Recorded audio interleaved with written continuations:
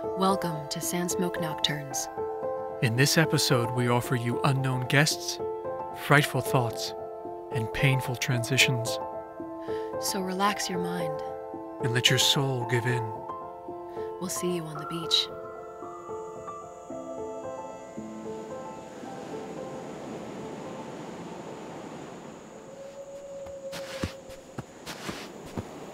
You ready? Yeah. You? Yeah.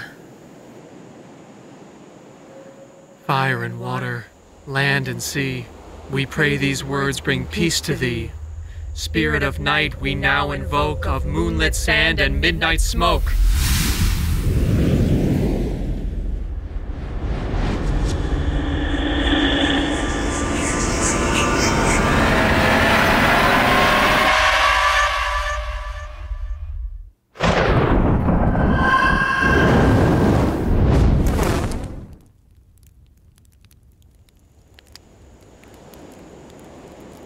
The Mysterious Visitor by Wendell Holmes.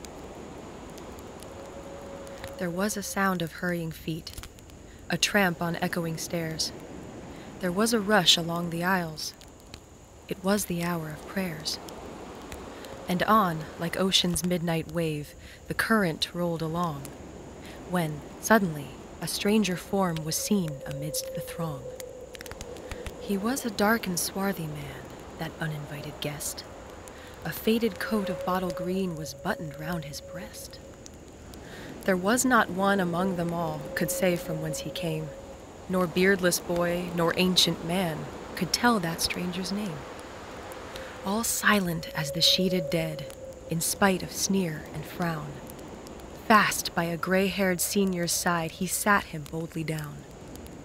There was a look of horror flashed from out the tutor's eyes. When all around him rose to pray, the stranger did not rise. A murmur broke along the crowd, the prayer was at an end. With ringing heels and measured tread, 100 forms descend. Through sounding aisle or grating stair, the long procession poured, till all were gathered on the seats around the commons board. That fearful stranger! Down he sat, unasked, yet undismayed. And on his lip a rising smile of scorn or pleasure played. He took his hat and hung it up, with slow but earnest air.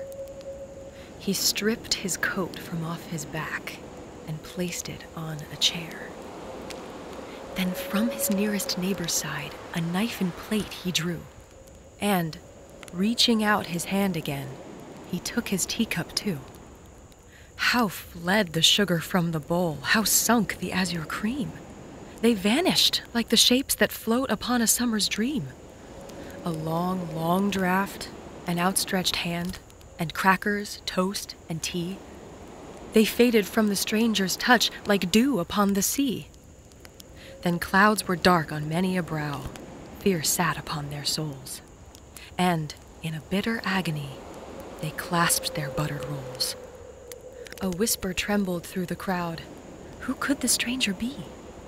And some were silent, for they thought a cannibal was he. What if the creature should arise? For he was stout and tall, and swallow down a sophomore, coat, crow's foot, cap, and all. All sullenly the stranger rose. They sat in mute despair. He took his hat from off the peg, his coat from off the chair.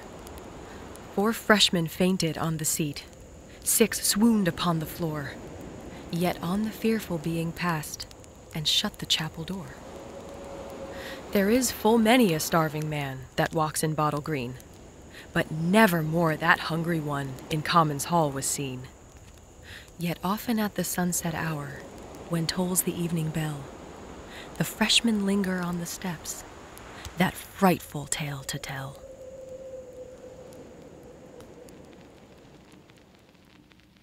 He? By Guy de Maupassant.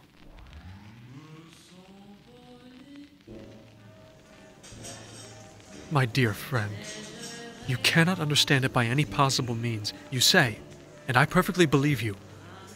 You think I am going mad? It may be so, but not for the reasons which you suppose. Yes, I am going to get married, and I will tell you what has led me to take that step. My ideas and convictions have not changed at all. I look upon all legalized cohabitation as utterly stupid. For I am certain that 9 husbands out of 10 are cuckolds, and they get no more than their deserts for having been idiotic enough to fetter their lives and renounce their freedom and love, the only happy and good thing in the world, and for having clipped the wings of fancy, which continually drives us on toward all women. You know what I mean. More than ever, I feel that I am incapable of loving one woman alone, because I shall always adore all the others too much. I should like to have 1,000 arms, 1,000 mouths, and 1,000 temperaments to be able to strain an army of these charming creatures in my embrace at the same moment. And yet I am going to get married. I may add that I know very little of the girl who is going to become my wife tomorrow. I have only seen her 4 or 5 times. I know that there is nothing unpleasant about her, and that is enough for my purpose. She is small, fair, and stout, so, of course, the day after tomorrow I shall ardently wish for a tall, dark, thin woman. She is not rich, and belongs to the middle classes.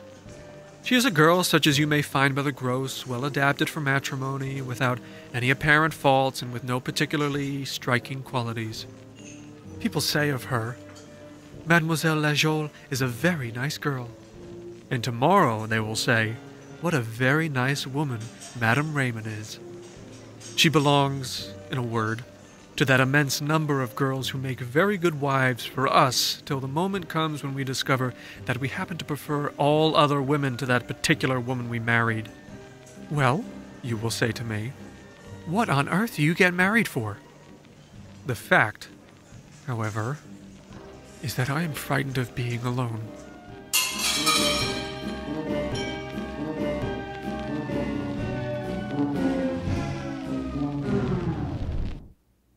I don't know how to tell you or make you understand me, but my state of mind is so wretched that you will pity and despise me. I do not want to be alone any longer at night.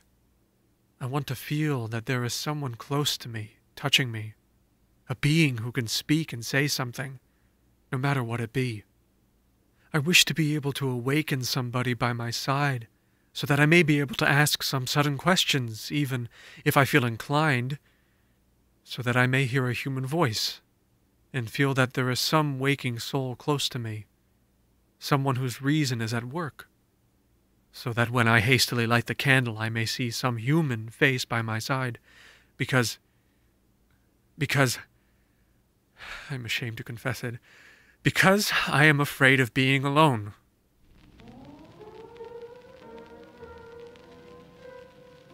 Oh, you don't understand me yet. I am not afraid of any danger. If a man were to come into the room, I should kill him without trembling. I am not afraid of ghosts, nor do I believe in the supernatural. I am not afraid of dead people, for I believe in the total annihilation of every being that disappears from the face of this earth. Well, yes, it must be told. I am afraid of myself. Afraid of that horrible sensation of incomprehensible fear. You may laugh if you like. It is terrible, and I cannot get over it. I am afraid of the walls, of the furniture, of the familiar objects, which are animated as far as I am concerned by a kind of animal life. Above all, I am afraid of my own dreadful thoughts, of my reason, which seems as if it were about to leave me, driven away by a mysterious and invisible agony. At first I feel a vague uneasiness in my mind which causes a cold shiver to run all over me. I look round, and of course nothing is to be seen, and I wish there were something there no matter what, as long as it were something tangible. I am frightened, merely because I cannot understand my own terror. If I speak, I am afraid of my own voice. If I walk, I am afraid of I know not what. Behind the curtains, in the cupboard, or under my bed, and yet all the time I know there is nothing anywhere, and I turn round suddenly because I am afraid of what is behind me. Although there is nothing there, and I know it, I get agitated. I feel that my fear increases, and so I shut myself up in my own room, get into bed, and hide under the clothes. And there, cowering down, rolled into a ball, I close my eyes in despair and remain thus for an indefinite time, remembering that my candle is alight on the table by my bedside, and that I ought to put it out, and yet I dare not do it. It is very terrible, is it not, to be like that? Formerly I felt nothing of all that. I came home quite comfortably, and went up and down in my rooms without anything disturbing my calmness of mind. Had anyone told me that I should be attacked by a malady, for I can call it nothing else, of most improbable fear, such a stupid and terrible malady as it is, I should have laughed outright. I was certainly never afraid of opening the door in the dark. I used to go to bed slowly without locking it, and never got up in the middle of the night to make sure that everything was firmly closed. It began last year in a very strange manner, on a damp autumn evening. When my servant had left the room after I had dined, I asked myself what I was going to do. I walked up and down my room for some time, feeling tired without any reason for it, unable to work, and without enough energy to read. A fine rain was falling, and I felt unhappy, a prey to one of those fits of casual despondency which make us feel inclined to cry or to talk, no matter to whom, so as to shake off our depressing thoughts. I felt that I was alone, and that my room seemed to me to be more empty than they had ever been before. I was surrounded by a sensation of infinite and overwhelming solitude. What was I to do? I sat down. But then a kind of nervous impatience agitated my legs, so that I got up and began to walk about again. I was feverish, for my hands, which I had clasped behind me, as one often does when walking slowly, almost seemed to burn one another.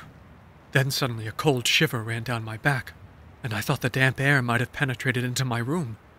So I lit the fire for the first time that year, and sat down again and looked at the flames. But soon I felt that I could not possibly remain quiet, so I got up again, and determined to go out, to pull myself together, and to seek a friend to bear me company. I could not find anyone, so I went on to the boulevards to try and meet some acquaintance or other there.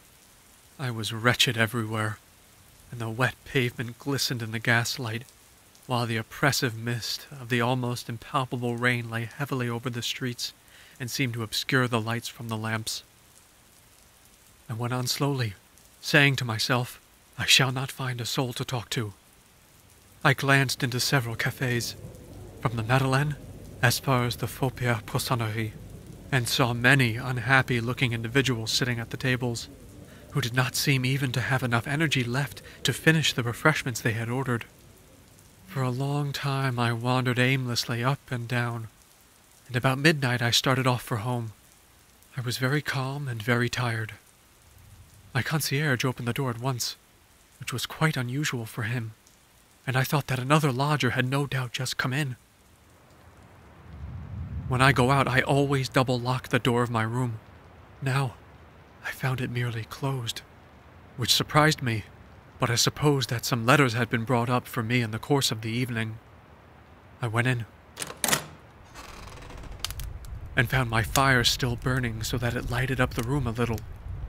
In the act of taking up a candle, I noticed somebody sitting in my armchair by the fire, warming his feet, with his neck toward me. I was not in the slightest degree frightened. I thought very naturally that some friend or other had come to see me. No doubt the porter, whom I had told when I went out, had lent him his own key. In a moment I remembered all the circumstances of my return, how the street door had been opened immediately, and that my own door was only latched, and not locked. I could see nothing of my friend but his head. He had evidently gone to sleep while waiting for me, so I went up to him to rouse him. I saw him quite clearly. His right arm was hanging down, and his legs were crossed, while his head, which was somewhat inclined to the left of the armchair, seemed to indicate that he was asleep. Who can it be? I asked myself. I could not see clearly as the room was rather dark, so I put out my hand to touch him on the shoulder. and it came in contact with the back of the chair. There was nobody there. The seat was empty. I fairly jumped with fright.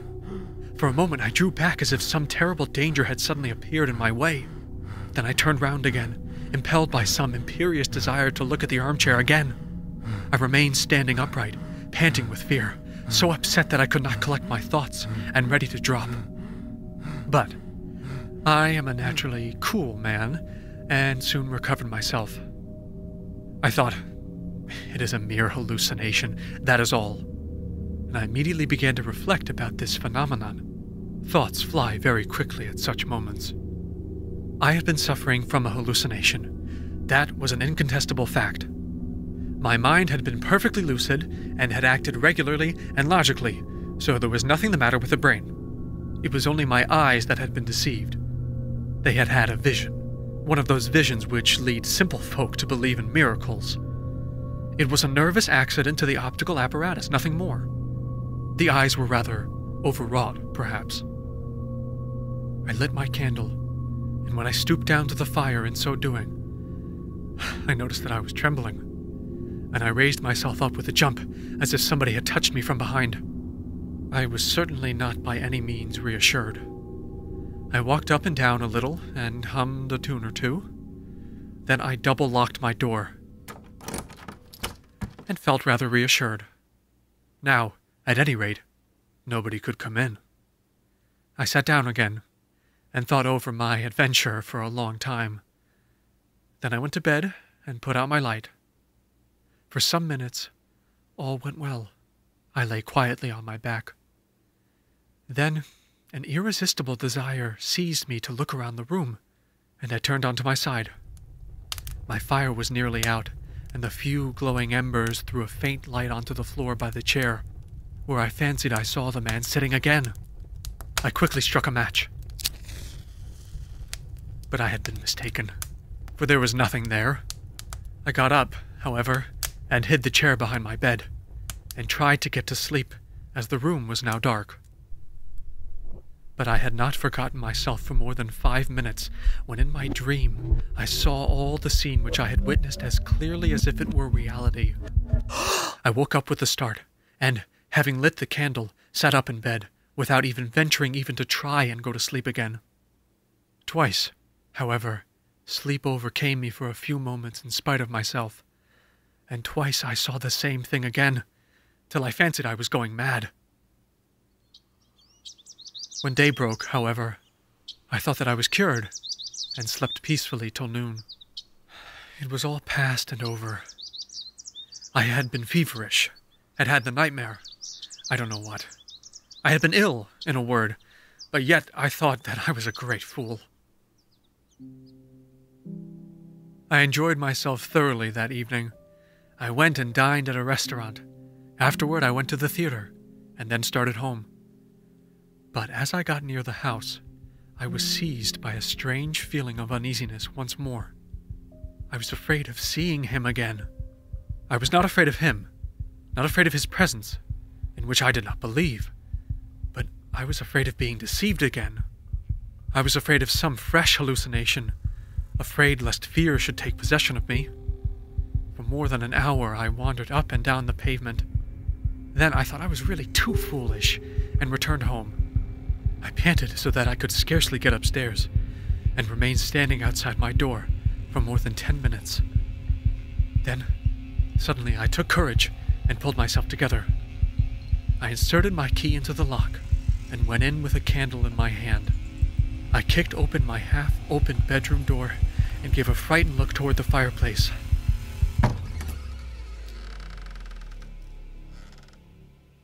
There was nothing there. Ah, what a relief, and what a delight. What a deliverance. I walked up and down briskly and boldly, but I was not altogether reassured, and kept turning round with a jump. The very shadows in the corners disquieted me. I slept badly, and was constantly disturbed by imaginary noises, but I did not see him. No, that was all over.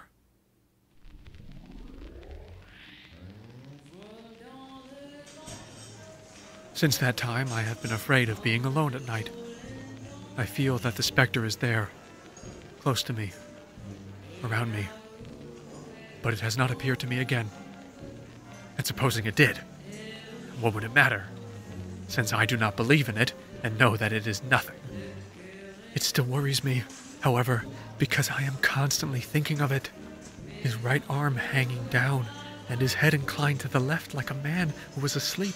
Enough of that, in heaven's name! I don't want to think about it! Why, however, am I so persistently possessed with this idea? His feet were close to the fire! He haunts me. It is very stupid, but so it is. Who and what is he? I know that he does not exist except in my own cowardly imagination, in my fears, and in my agony. There, enough of that. Yes, it is all very well for me to reason with myself, to stiffen myself, so to say, but I cannot remain at home, because I know he is there. I know I shall not see him again. He will not show himself again. That is all over. But he is there all the same in my thoughts. He remains invisible, but that does not prevent his being there. He is behind the doors, in the closed cupboards, in the wardrobe, under the bed, in every dark corner. If I open the door or the cupboard, if I take the candle to look under the bed and throw a light onto the dark places, he is there no longer, but I feel that he is behind me. I turn round, certain that I shall not see him, that I shall never see him again. But he is, nonetheless, behind me. It is very stupid. It is dreadful. But what am I to do? I cannot help it. But if there were two of us in the place, I feel certain that he would not be there any longer, for he is there just because I am alone. Simply and solely because I am alone.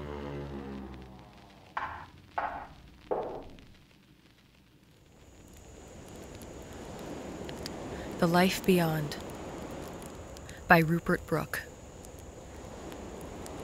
He wakes, who never thought to wake again, who held the end was death. He opens eyes slowly to one long, living, oozing plain closed down by the strange eyeless heavens. He lies and waits, and once in timeless sick surmise through the dead air heaves up an unknown hand, like a dry branch. No life is in that land. Himself not lives, but is a thing that cries. An unmeaning point upon the mid, a speck of moveless horror, an immortal one cleansed of the world, sentient and dead, a fly fast stuck in gray sweat on a corpse's neck. I thought when love for you died, I should die. It's dead. Alone, most strangely, I live on.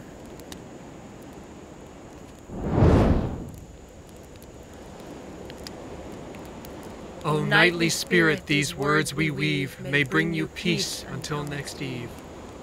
Descend your cloak upon this land of midnight smoke and moonlit sand.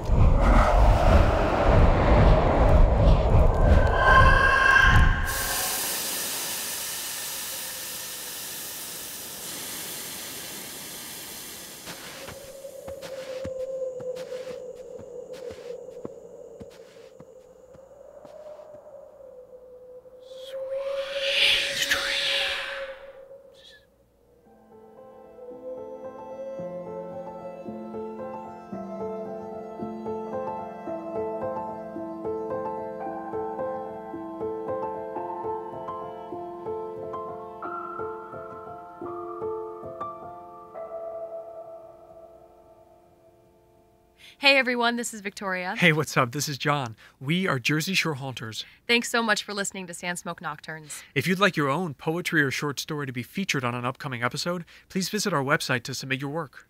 Writers who are selected will get the opportunity to have a short aired interview with us where we'll discuss interesting things about you and about your work. Also, Jersey Shore Haunters started off with a mission to create the definitive list of yard and home haunts throughout all of New Jersey. So if you're lucky enough to call the Garden State home, we are accepting yard and home haunt submissions from now until 12 a.m. October 24th, 2020. Yeah, all of the best haunts will be compiled on an interactive map where people from all over can come and see your kick-ass haunt. And if you just enjoy experiencing the haunts, be sure to check out the map located on our website under 2020 Haunts. Oh, real quick, if you need some style and comfort in your life... I know I do. Yeah, me too. You definitely got to head over to our affiliate store, JSH Lifestyle Company, at jshlifestyleco.com. Use code SANDSMOKE5 for 5% off any item in our JSH apparel section. We got a great selection of awesome Jersey Shore Haunters t-shirts, hats, and face masks with filters included. Or use code SANDSMOKE10 for 10% off your order of $75 or more. Yeah, check out our huge selection of unique home goods, clothing, accessories, and even some coffee, cocktail kits, and premium hot cocoa. Discount code links are in the description. Please make sure you like us on Facebook and follow us on Instagram.